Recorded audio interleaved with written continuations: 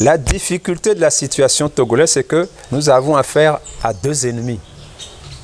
La dictature militaire et la France colonialiste. C'est pour ça que c'est si difficile chez nous, le changement. Et la troisième difficulté, c'est que la France a ses hommes au sein de la classe politique de l'opposition. La France a ses larbins qui jouent son jeu. Et quand vous voyez les bons, c'est la grande majorité de cette opposition. Vous les voyez toujours en France. Toujours en France. Toujours en France. Au moins petit, ils vont pleurnicher. Sur la chemise d'un 20e secrétaire dans un ministère de la coopération des affaires étrangères. Et parfois, quand c'est l'Élysée ou un 6e secrétaire les reçoit, mais ils croient qu'ils sont au paradis. Ils en sont si fiers. Et tout ce qu'ils racontent là-bas, on raconte ça au pouvoir. Et le pouvoir aussi va se lamenter là-bas et on raconte ça à l'opposition. La France les manipule tous. Mais fondamentalement, comme les Gnassingbé ont toujours défendu les intérêts de la France estime qu'elle n'a aucun intérêt à changer de chevaux. Voilà la réalité. Et c'est ça que je ne comprends pas chez nos opposants, qui ne veulent pas comprendre ça. C'est-à-dire que pour eux, le changement, c'est venir gérer le néocolonialisme, servir la France comme l'ont fait les Gnassingbé. Ce n'est pas ça un changement. C'est une trahison. Ils sont toujours en France et ils ont leurs intérêts là-bas. Leurs appartements, leurs villas, leurs investissements. La France les tient par les couilles. Comment peux-tu ne pas t'affranchir de ton ennemi? Voilà nos problèmes. Parce que quand les gens raisonnent, même il y a des mains, souvent ils disaient ça je ne peux pas le faire, la France n'accepterait pas ça. Vous voyez et nous parlons d'indépendance, naïvement. Voilà nos problèmes. Parce que nous vivons dans la mystification. Vous voyez, les Togolais crient beaucoup à bloder, tout ça, indépendance, oui, indépendance, tcha-tcha, etc. Mais c'est des conneries. Où est l'indépendance? Et s'ils disent l'indépendance, ça veut dire qu'ils rendent hommage aux Gnassingbé. Parce que sur 60 ans de pseudo-indépendance, les Gnassingbé, c'est 53 ans. Donc, ça veut dire que c'est eux qui ont donné l'indépendance au Togo. Donc, vous voyez, il faut l'esprit critique. C'est-à-dire qu'il faut tuer les mythes. Et l'un de nos slogans, à l'époque de la revue Propos Scientifiques, c'est « battre la campagne pour chasser les mythes ». Chasser les mythes. On règne, c'est-à-dire que c'est le règne du mythe au Togo. Tout est mythifié pour faire la mystification. On dit, même la démocratie, on dit, voyez-vous, Agboyibo est mort. Bon, il a porté sa part au combat, bien entendu, mais certains le proclament déjà père de la démocratie. Et des historiens, drôles d'historiens et d'autres personnalités ont été réunis, ils ont dit Olympio, père de l'indépendance, et Adema, père de la nation, et maintenant des gens disent Agboyibo, père de la démocratie. Indépendance, il n'y en a jamais eu. Nation, il n'y en a pas. C'est la tribu qui est la seule réalité au Togo. Et démocratie, vous voyez où nous en sommes. C'est toujours la dictature et le bain de sang. Le crime. Les élections sont truquées, volées. Le problème, ce n'est pas de gagner les élections. On l'a toujours dit aux opposants qui ne veulent rien comprendre. Vous allez gagner, c'est facile, puisque la population très majoritairement est pour le changement. Mais est-ce que le problème, c'est justement d'aller au pouvoir? Or, il y a le problème de l'armée. C'est une dictature militaire. Je clame ça depuis 30 ans. Il faut discuter avec l'armée, sinon, elles ne se sont pas engagées. Et vous voyez les dernières élections, on a vu dans des vidéos des militaires faire allégeance pendant la campagne à Fort Gnassingbé. Chanter des slogans d'animation. Donc, quand on leur dit on sait, c'est le problème. Mais jamais personne ne veut aborder le vrai problème. On tourne autour du pot, on lâche la proie pour l'ombre, et voilà les conséquences. Les dernières élections, on l'a dit. C'est-à-dire que les gens, dans toute l'Afrique, c'est la même chose. On confond électoralisme et démocratie. Non, ces gens ont besoin des élections pour légitimer leur pouvoir volé. Les dictateurs. Mais ils voleront toujours. Tu mets même une poule face aux représentants de la dictature, la poule va gagner. Mais elle n'ira pas au pouvoir. Le problème chez nous, c'est d'aller au pouvoir. Mais que faire pour conquérir le pouvoir, hein? Ils ne le font pas parce que ce n'est pas dans leur stratégie. C'est de piètres stratèges. L'intelligence stratégique fait défaut. Tandis, on va te voler. Ils le savent tous. Ils vont être volés. Alors, que faire pour s'opposer au vol? Bon, est-ce qu'il faut aller aux élections absolument ou bien faut travailler pour avoir les conditions pour mettre la pression sur le pouvoir, comme le PNP l'avait fait d'Achadam c'est 2017, non? En août 2017. Mais à ma grande surprise, la seule arme, la seule force qu'ils avaient, ils ont retiré ça de leur main. Parce que des chefs d'État leur ont dit, bon, la dictature dit, pour discuter, il faut que vous fassiez cesser les manifs. Mais ils n'avaient pas d'autres armes. Le problème pour eux, c'est d'être le premier des métayers de la dictature, d'Enyasingbe. Je serai le premier, etc., etc. La preuve, récemment encore, un responsable de la C14 vient de dire, hein, nous avons battu tous nos collègues de l'opposition. Le truc d'Agbome, la dynamique Monseigneur Kodjo. Nous avons battu tous nos collègues de l'opposition. Donc, quelle était leur cible? C'était les collègues de l'opposition ou Nyasingbe? C'est-à-dire, eux, nous faisons un soir, on est premier. Donc, les autres sont derrière nous. Je suis le premier des métayers. Ça me va. Vous voyez, c'est terrible. C'est terrible.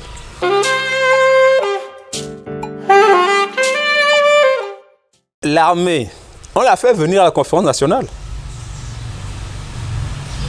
Donc, le rôle de la classe politique, c'est encore de discuter, de faire en sorte de dépenser leur énergie à cela. Au lieu de dépenser leur énergie vers des fausses élections, où ils perdent de l'argent et on les trucs. Bon, est-ce qu'ils perdent de l'argent? Est-ce qu'on leur en donne? Je n'en sais pas. Mais le fait est que toute cette dépense inutile, on peut consacrer ça en énergie à convoquer l'armée pour des discussions. Parce que les officiers qui profitent de l'armée, qui profitent du système, qui sont membres du clan Nyasingbe, de cette dictature-là, eh bien, il faut leur montrer, hein, que leur règne ne sera pas éternel, hein, qu'ils auront beaucoup à perdre si le peuple fait le changement lui-même. Parce qu'en réalité, eux aussi ne sont pas intelligents. Parce qu'ils comptent sur la force. Mais la force n'est pas éternelle. Hein. Les choses changent dans la vie. Mais si ils négocient avec une opposition responsable, ils vont sauver leurs meubles. Ils vont sauver des choses. Alors que si le peuple prend les choses seul en main, ils perdront tout. Mais ils se disent, bon, ouais, les gens, ils disent, bon, c'est le temps de bouffer, je peux encore bouffer, ça ne va pas arriver maintenant, ou ça n'arrive qu'aux autres, continuer à bouffer, etc. Non, hein, ils seront surpris. Comparé a été surpris. Mobutu a été surpris. Tout le monde est surpris. Ou même quand vous n'êtes pas surpris, le changement le rapport de force, quand il change vraiment, eh bien, la trahison vient de l'intérieur. Les rats quittent le navire. Donc ils doivent comprendre cela, parce que leur règne ne sera pas éternel, et ils savent qu'ils sont vomis par la population. Complètement vomis. Hein, parce que ils représentent le mal. Ils représentent la douleur, la souffrance pour les Togolais. Parce qu'ils sont toujours là à fusiller les gens, à tirer sur les gens. On tue même des enfants. Hein? Et, vous voyez, chaque fois que des élections sont volées, les gens manifestent. C'est eux qui sont dans la rue qui tirent. Je me souviens, en 2005, il y a eu près d'1 millier de morts dans ce pays. J'ai vraiment admiré la jeunesse de Bay. Pendant 3-4 mois, on les tuait tous les jours, ils lançaient des pierres. tous les jours. Ils revenaient le lendemain. Et bizarrement, je pas cette année, tous les autres quartiers qui résistaient comme Nyekonakwe, Kodiva, Kopé, Rankopé, etc., avaient abandonné Ben tout seul, à motiver tout ça. Mais malgré ça, ils ont résisté. Pendant 3 ou 4 mois. C'est-à-dire de février jusqu'à... L'élection a lieu en avril, jusqu'en mai pratiquement. Mais c'était terrible. Les viols des femmes, on entre dans les maisons, on brise les portails, on bat tout le monde, on tue des gens. Les femmes sont violées sous leur douche, dans leur chambre. Et puis, quand ils rentrent dans la maison, ils volent tout. Les portables, tout. Tout ce qu'ils voient, ils volent. Hein? Et quand tous ces gens, ces victimes sont venus à la Ligue, nous avions fait venir la commission de l'ONU à l'époque, dirigée par le Sénégalais Doudou Diaye. C'était Kofi Annan qui était au pouvoir à l'ONU à l'époque. Et grâce à la FIDH, la Fédération internationale des Ligues des droits de l'homme, Amnesty et tous nos partenaires à l'étranger, ils ont fait pression et on nous a envoyé cette commission qui a écouté, entendu les victimes au siège de la Ligue. Et je vous dis, c'était terrible. Hein? Quand on voyait des gens éclopés, brisés, c'était que des larmes. Et les gens qui pleuraient le plus, c'était les gens de la commission de l'ONU, les femmes, les européennes. Des femmes blanches qui, en principe, n'ont rien à voir avec nos problèmes. Mais elles pleuraient à verse. Et nous aussi, nous étions au bord des larmes. Quand les filles, les femmes violées se confessaient pratiquement pour ce qu'elles ont subi, mais c'était insupportable. Ou les gens amputés. Beaucoup de gens, des émigrants ont été amputés. Hein. Des enfants qui avaient de la chevrotine sur le crâne. Ils ont tiré sur des bébés. C'est-à-dire que les 2 plus jeunes qui ont été présentés à la commission de l'ONU, c'était 2 enfants. L'un avait 2 ans et l'autre 18 mois. Et vous voyez, quand la chevrotine, c'est-à-dire avec ces éclats-là de billes, là, ils ont pris ça sur le crâne. Bon, les parents n'avaient pas des moyens pour les faire opérer. Lorsque les dames de l'ONU ont touché leur cuir chevelu, les billes étaient sous le cuir chevelu, mais...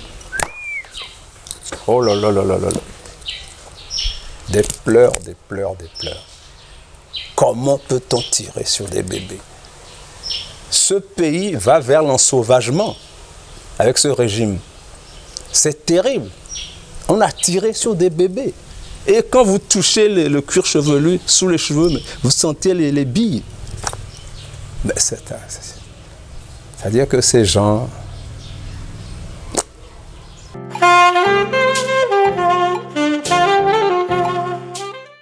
Concernant Fréau Jardin, il y a une délégation ministérielle franco-allemande qui était venue au Togo. J'oublie les noms des 2 ministres, un ministre allemand et un ministre français. Ils étaient venus pour s'enquérir de la situation togolaise, qui était très chaude. Il y avait des meurtres, des crimes.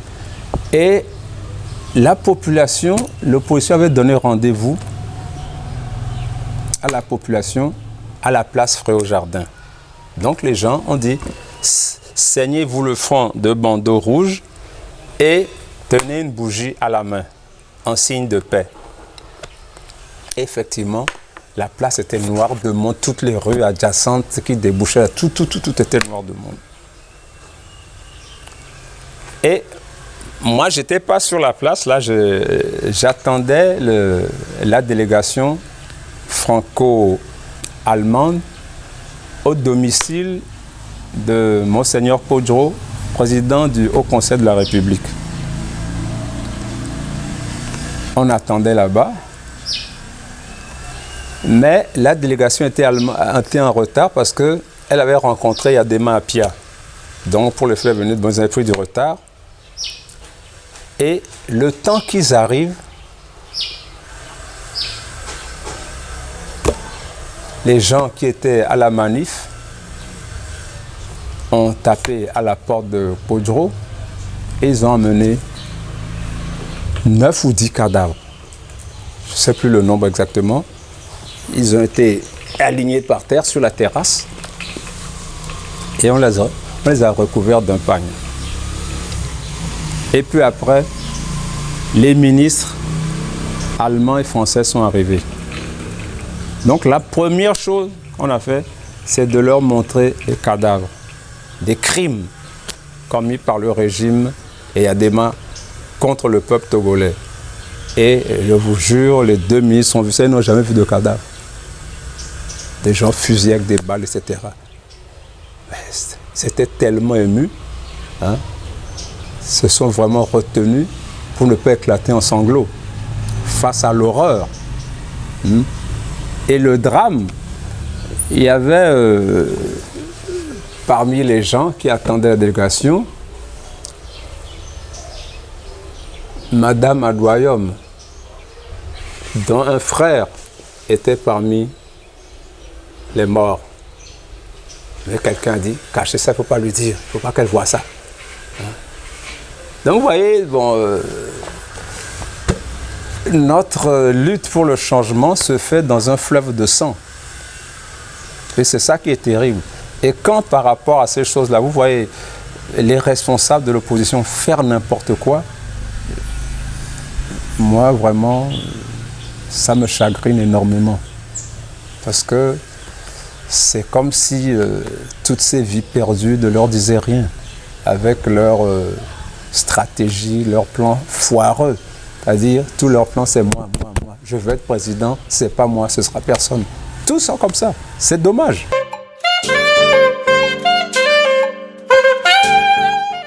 L'alternance n'a lieu que dans l'opposition. Elle n'a jamais lieu à la tête du pouvoir, au niveau du pouvoir.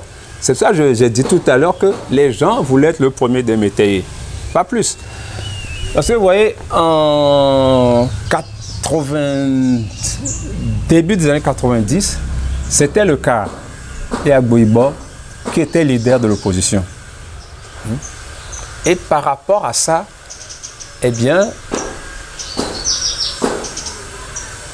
bon, c'est-à-dire que l'espoir de la population, c'est que justement le CAR puisse changer, chasser Eyadema. Mais déjà, quand le CAR et l'UTD ont eu la majorité, sur ordre de la France, Eyadema a rejoint, Dem Kodjo a rejoint Eyadema, son ancien parti, pour être Premier ministre. Donc déjà, on sentait que c'était foutu. Bon, par rapport à cela,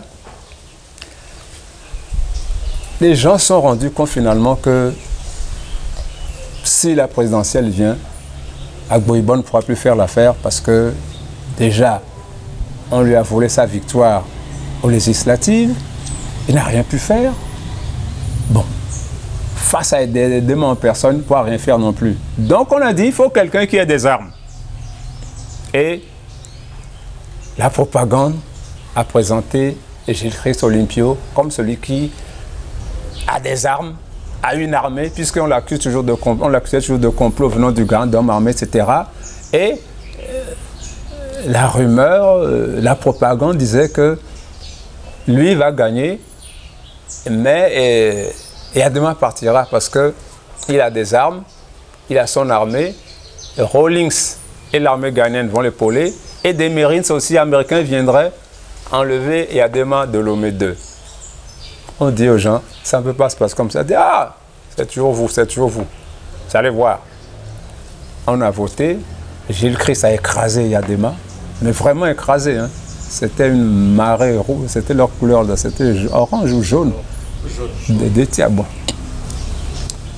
Agbouibo s'en est tiré avec 15 ou 18%, je ne sais plus quoi. Il a été écrasé aussi. Et Eyadema est resté à Lomé 2. Gilles-Christ n'avait même pas un pistolet à eau des enfants pour faire quoi que ce soit. Bon, la population veut le changement. Elle veut miser sur le meilleur cheval. Elle a raison. Mais, avec les mensonges, elle se rend compte qu'on tourne en rond. Bon, il y a eu scission au sein de l'UFC, avec Fabre. Ils ont laissé une coque vide à Gilles Christ. Et Fabre est allé 3 fois, je crois, à la présidentielle. C'est le seul dirigeant de l'opposition qui se soit présenté 3 fois. Et là encore, les gens sont nés. Le premier, il a juré qu'on ne le volerait pas. Le second, il a juré. Le troisième, il a juré aussi. Les gens n'y croyaient plus. Et la propagande du truc Monseigneur Caudreau avec le christianisme est à la clé. Mais on dit c'est Dieu qui l'a vu, une vision de Dieu, etc. Lui, il a donné un cachet spirituel à la chose politique. Et les gens sont tombés dans le panneau et ils ont pris quelqu'un qui était l'ennemi des démocrates. Le responsable de Fréau-Jardin, entre autres, en tant que ministre de l'Intérieur, puisqu'il disait que les gens vont attaquer. Là, c'est ton rôle de les arrêter. Tu es ministre ou tu n'es pas ministre, ou tu démissionnes. Et ça, beaucoup a démissionné. Il devait le faire aussi. Bon, mais le fait est là, on a présenté un nouveau cheval au peuple et le peuple a suivi. Puisque le nouveau cheval a présenté qu'il avait la bienveillance de l'armée, il avait quoi encore il avait la communauté internationale et il a même demandé aux gens, aux opposants, pour le peuple, aidez-moi, faites votre campagne, etc. Et c'était le troisième élément. Bon, on a vu, il a gagné, Fabre a été écrasé, mais le pouvoir, on veut le jeter même en prison. Vous voyez? Est-ce quel est son crime? Tu as gagné, tu revendiques, tu vas aller en prison. C'est ta sanction. Donc ça doit faire réfléchir toute l'opposition. Est-ce que le salut est dans les élections? On l'a dit non. Et c'est pour ça que je dis, l'opposition actuelle est beaucoup moins intelligente que celle de 90. Parce qu'à partir des erreurs commises par les aînés, les anciens, ça doit aider les gens à prendre d'autres positions. Mais ils font encore la même chose. Allons aux élections. Allons aux élections. Et qu'est-ce que ça donne? C'est terrible, quoi. Moi, je ne sais pas. Hein. C'est-à-dire que persister dans l'erreur, c'est de la trahison. Parce qu'ils ne sont pas cons. C'est de la trahison. Tu sais que tu ne seras pas président. Tu le sais. Parce qu'il ne suffit pas de gagner. Et puis, ils ont les institutions d'arbitrage, la CENI, la Cour constitutionnelle, etc. Mais c'est des ailes rampantes du RPT, du régime. Donc, par rapport à ça, on continue d'aller aux élections. Bon, maintenant, les choses sont plus ou moins bloquées parce que les gens attendent la suite du cas Guillaume avec Caudreau. Mais en réalité, bon, on leur laisse ce sursis. Mais il faut passer à autre chose rapidement. Comment vont se passer? Est-ce qu'on va encore se préparer pour des élections? Tels que je les connais, ils vont encore parler d'élections. Hein? Mais c'est terrible, quoi. C'est-à-dire que ce pays, oh, vraiment, on n'a pas de la chance, on est mal servi hein, par l'opposition. Je ne comprends pas. Je ne comprends pas. C'est-à-dire que l'ego est mis en avant, c'est moi et rien du tout. Et dès le départ, j'ai dit, bon, quand le CAR et l'UFC s'affrontaient pour la dominance, quand le CAR était en tête. Bon, l'ennemi, ce n'était plus Yadema. C'était Agboiboy et Gilles Christ, l'un vers l'autre. Bon, quand le CAR a sombré, finalement, n'avait plus les faveurs de la population, bon, dans le CAR UFC, le CAR a continué avec l'ANC. Bon, quand le PNP d'Achadam est arrivé, j'ai dit tout de suite que ça va être la bagarre. J'ai dit ce sera la bagarre, moi je dis. Et déjà, dès que des opposants, soi-disant, me disaient, mais quand le pouvoir faisait passer les gens de PNP pour des djihadistes, là, où on montrait le gars avec des turbans, tout ça là, des opposants m'ont dit, mais c'est peut-être vrai, hein. On dit, foutez le camp là-bas, c'est qu'est-ce qui est vrai? Il a travaillé sur le terrain. Allez travailler sur le terrain aussi. Parce que ce qu'il a fait, ça ne s'est jamais vu. Ni le CAR, ni l'UFC ne l'avaient jamais fait. Hein? Faire des manies sur tout le territoire en même temps, et encore le pouvoir en a empêché quelques-uns, c'est du jamais vu. Hein? C'était un raz-de-marée. Hein? Et immédiatement, la bagarre a commencé avec l'ANC. Et voilà. On retombe dans le travers. Hein? Et maintenant, après la fuite de Hatchadam, maintenant c'est C14 contre ANC. Et il continue. Quand tu lis tu vois sur les réseaux sociaux, c'est terrible quoi. Hein? C'est terrible. Est-ce que c'est Fab qui est au pouvoir? Est-ce que c'est Agoum qui est au pouvoir? Non. On continue. Bon, je ne sais pas. Ça dit qu'on se trompe toujours d'adversaire. C'est grave.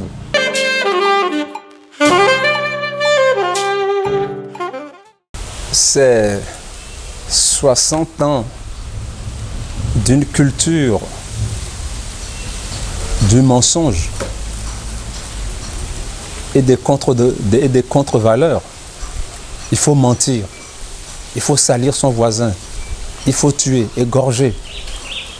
Tu n'es pas puni. Bon, il faut tricher, on vole. Ce régime, c'est sans doute peut-être le plus corrompu d'Afrique. Quand les dirigeants, le poisson pourrit par la tête, quand les dirigeants donnent le mauvais exemple, ils mentent, ils trichent, ils volent. Qu'est-ce que vous voulez que les enfants fassent?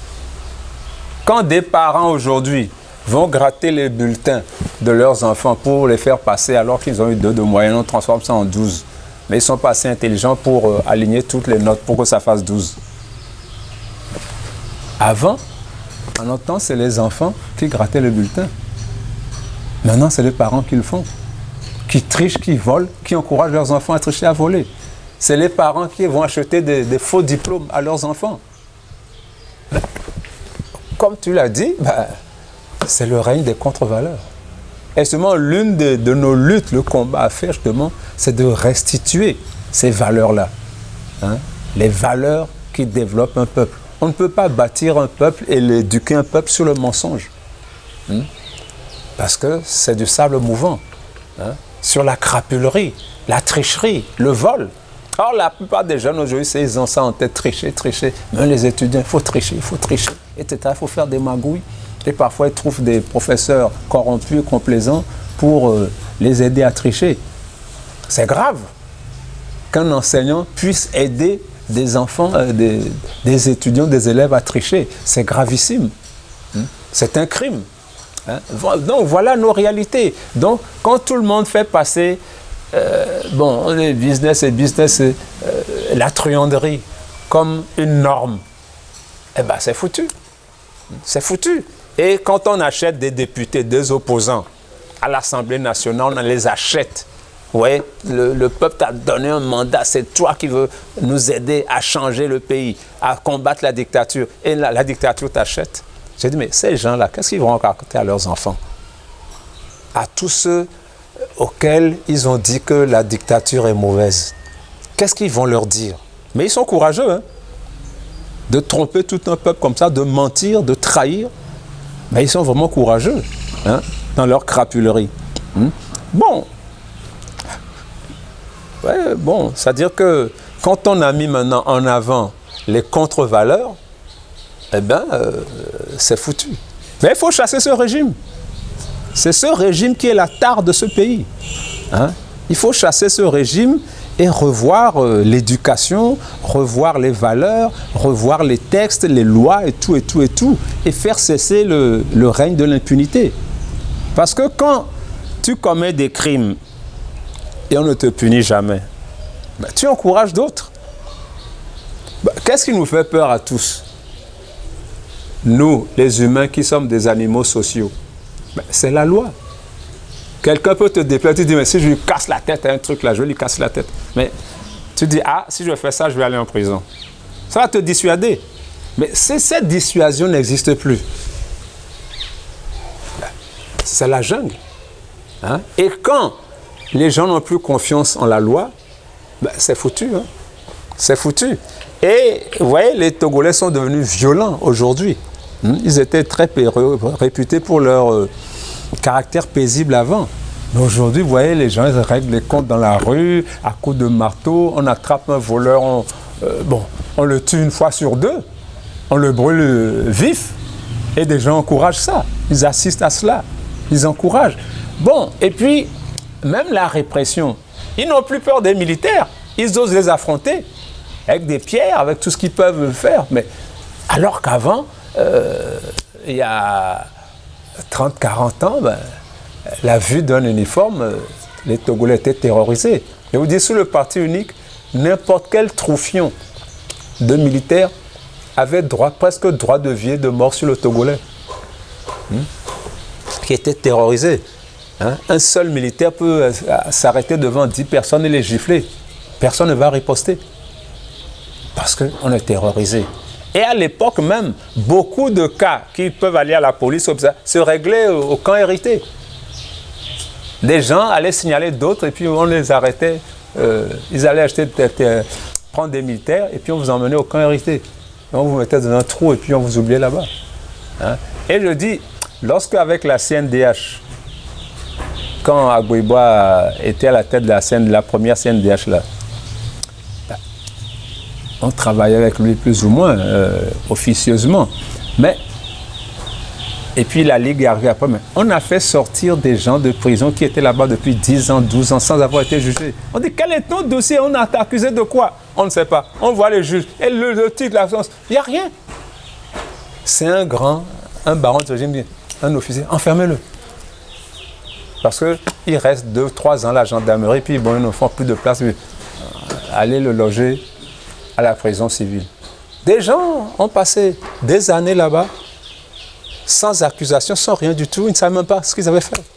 On est venu les embarquer un matin avec des gifles. Et on les torture, on les fouette tous les jours au camp. Tous les jours, pendant des mois, des années. Et un beau jour, bon, il n'y a plus de place, le loger là-bas, à la prison civile. Parce que c'était des règlements de compte.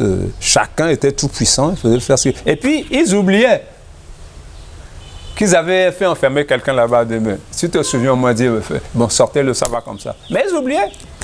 Des gens étaient oubliés là-bas. On a fait sortir plein de gens là-bas. On ne savait pas quoi, il n'y avait aucun dossier sur eux. Donc, voilà ce que nous vivons. Et c'est pour ça que ça doit changer absolument et que les partis politiques doivent être sérieux. Et que la société civile ne s'aligne pas sur eux aveuglément. Parce qu'ils ont vu, souvent quand ils sont associés avec eux, ils ont été écœurés par leur comportement. Les croche-pieds qui se faisaient les uns les autres, etc. Donc vous voyez, bon, le problème, c'est cela aussi, c'est le manque de patriotisme de la classe de l'opposition.